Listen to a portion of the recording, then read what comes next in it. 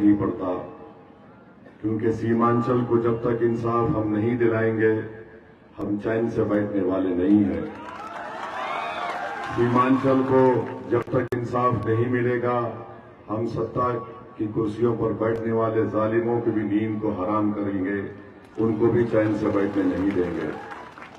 क्योंकि बिहार में हर जगह पर विकास का काम होता है, पुल बनता है, स्कूल बनता है, यूनिवर्सिटी बनती है, स्पोर्ट्स कॉम्प्लेक्स बनता है, अस्पताल बनता है। बिहार के हर इलाके में जो मासूम बच्चे अपनी मां की पेट की कोख में 9 महीने पलते हैं और जब वो मां तकालीफ उठाकर अपनी औलाद को पैदा करती है अल्लाह के फजल व करम से, तो सीमांचल और किशनगंज में ऐसे 50% बच्चे हैं जिनको हिंदी में बोलते हैं अभिक्षत बच्चे, वो बच्चे बेकार पैदा होते हैं। ऐसे 40% बच्चे हैं जो मां की कोख से पैदा होने के बाद मर जाते हैं।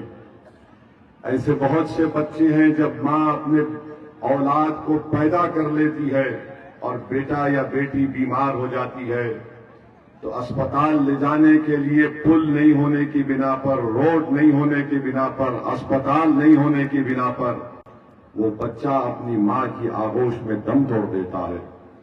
ये सीमांचल की हकीकत है और सब ओवैसी को गाली देते हैं। गाली देने वालों दो, अगर तुम्हारा कलेजा हल्का होता है गाली देने से तो मुझे गाली दो, मगर याद रखो मेरे दिल और मेरे जिगर को, मेरे दिमाग को सुकून उसी वक्त मिलेगा जब तक सीमांचल की जनता को इंसाफ मिलेगा, तभी मुझे सुकून मिलेगा। और हम आपसे जो कुछ कह रहे हैं झूठ नहीं कह रहे हैं। आज प्रधानमंत्री सीमांचल में है, अररिया में है। मैंने जो कहा कि बिहार के हर इलाके में काम होता है, कांग्रेस हो, जेडीयू हो, बीजेपी हो, राजद हो, वो कहते हैं कि बिहार में बहार है, ओवैसी कहता है कि सीमांचल में बाढ़ है। और प्रधानमंत्री क्या कह रहे हैं आप खुद उनकी जबानी सुन लीजिए। अभी हम वीडियो सुनाते हैं, ये आधा घंटा पुराना वीडियो है। ये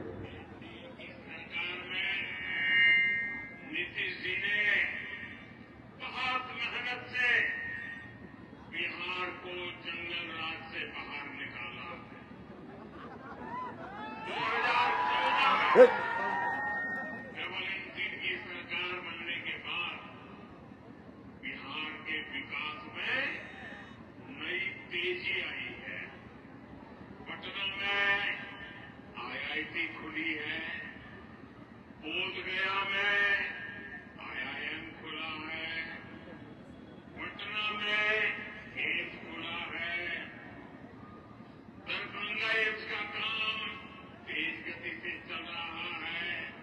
अब बिहार में नेशनल लॉ यूनिवर्सिटी भी है, भागलपुर में ट्रिपल आईटी भी है।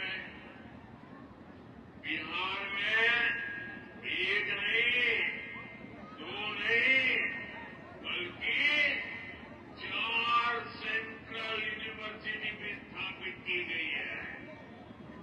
साथियों, एनडीए सरकार में गंगा पर 4 बड़े पुल बनाए गए हैं।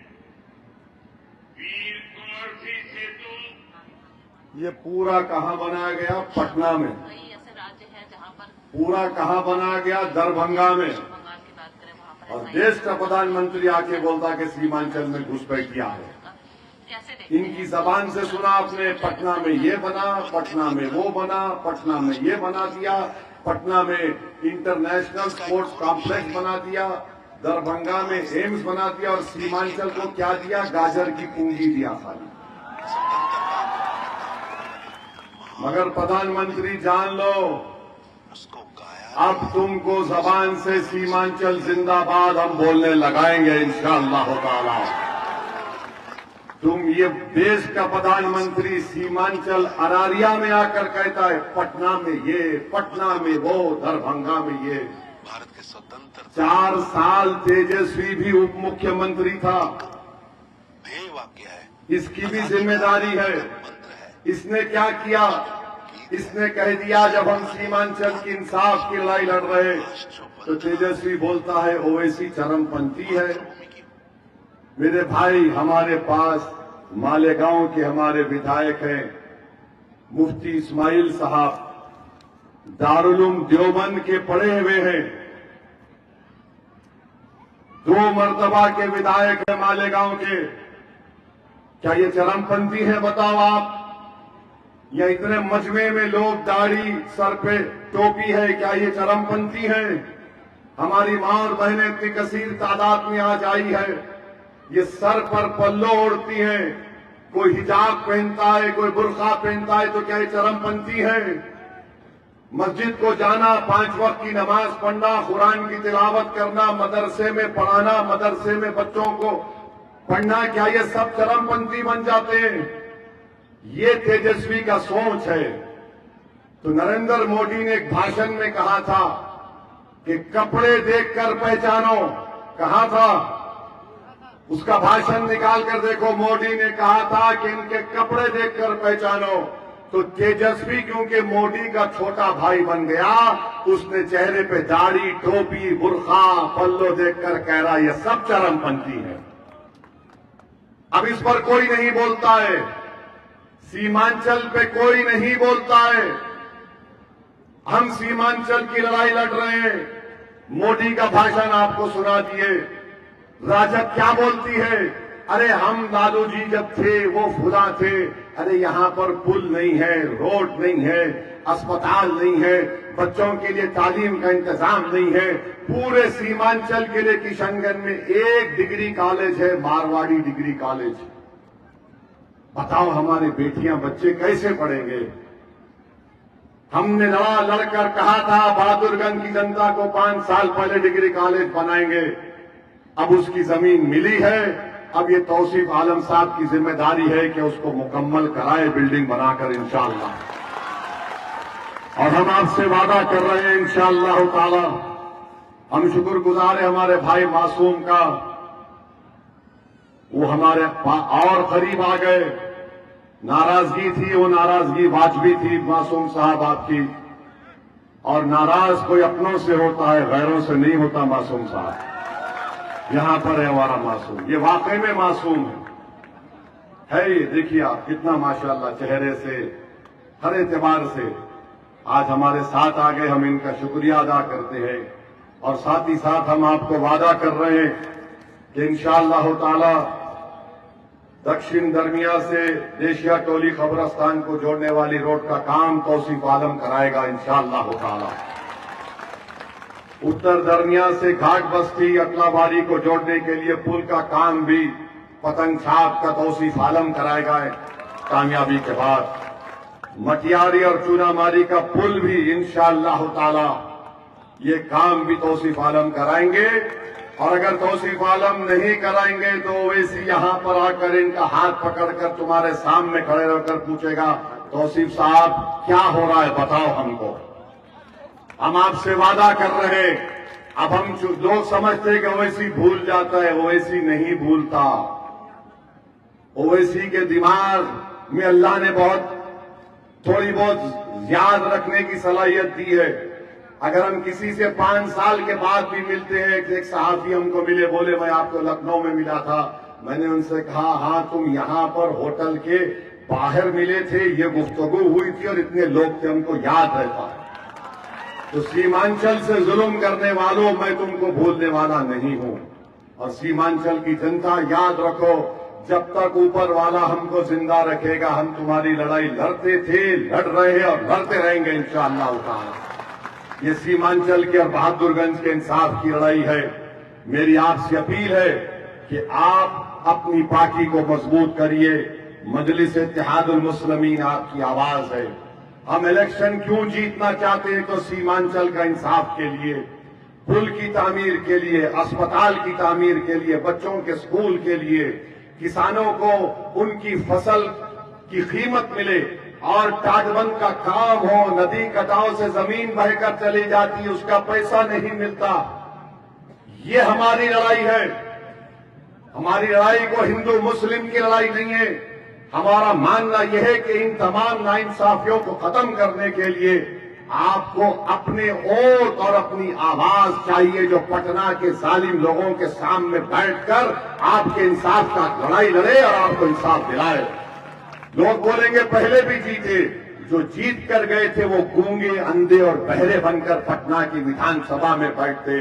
एक पार्लियामेंट में 540 में आपका बेटा, आपका भाई असदुद्दीन ओवैसी है, उन सब की नींद हराम करके हम रख देते हैं पार्लियामेंट में। तो हम आपसे अपील कर रहे हैं, गुजारिश कर रहे हैं कि 11 तारीख के दिन अपना एक वोट का निशान पतंग छाप पर लगाइए। आप साथ देंगे ना सीमांचल की लड़ाई में हमारा? मेरी मां और बहनों, हम आपसे भी अपील कर रहे हैं कि ये लड़ाई हमारे आपके मान सम्मान की लड़ाई है। आपके कोख में जो बच्चा पलता है वो जिंदा रहे, पैदा होने के बाद वो सेहतमंद रहे। इस किशनगंज जिले में बच्चों के जिस्म में खून नहीं होता, एनीमिक होते हैं। 55% ये सैलाब जुदा इलाका है। गुर्बत 50% है, गरीबी दर से नीचे लोग रहते हैं। ये मेरे आंकड़े नहीं है, बिहार सरकार के आंकड़े हैं। हम इनको आईना दिखा रहे हैं और आपसे कह रहे हैं कि अपने आप से अगर आप मुत्तहिदा तौर पर अपने वोट का इस्तेमाल करेंगे तो जीतेंगे। रहा सवाल वो प्रोफेसर साहब का, माशाल्लाह 5 पार्टी छोड़ चुके हैं। 5 पार्टी, 1, 2, 3, 4, 5वीं पार्टी में गए हैं। मैं मुबारकबाद देता हूं प्रोफेसर साहब। लगता है कि आइंदा 5 साल के बाद आप मोदी के बाजू खड़े रहेंगे, क्योंकि जो जबान और भाषण का इस्तेमाल आप कर रहे हैं वो सिर्फ आप नफरत का इजहार कर रहे हैं। मैं सीमांचल की जनता में उम्मीद को जगा रहा हूं, उनको बुस्टिल नहीं कर रहा हूं। मैं सीमांचल की जनता को ख्वाब दिखा रहा हूं, इसलिए दिखा रहा हूं कि इस ख्वाबों को हम पूरा करेंगे इंशाअल्लाह ताला।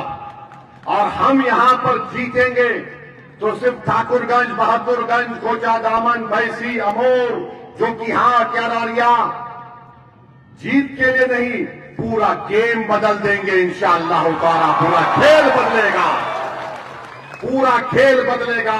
14% यादव मुख्यमंत्री बनेगा, 3.5% मल्ला उप मुख्यमंत्री बनेगा और 17% क्या करेगा? तुम्हारे सामने दरी बिछाएगा, सर झुकाएगा, भीख मांगेगा।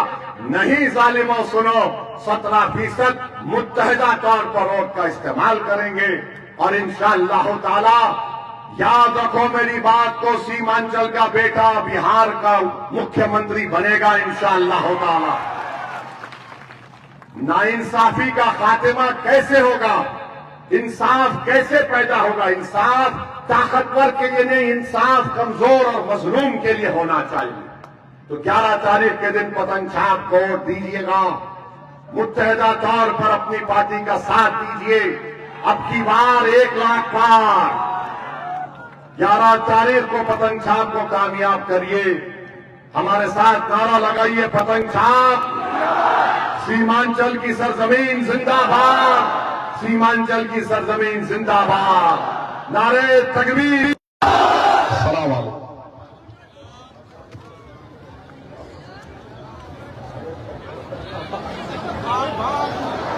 निकाल लिए, माइक निकाल लिए।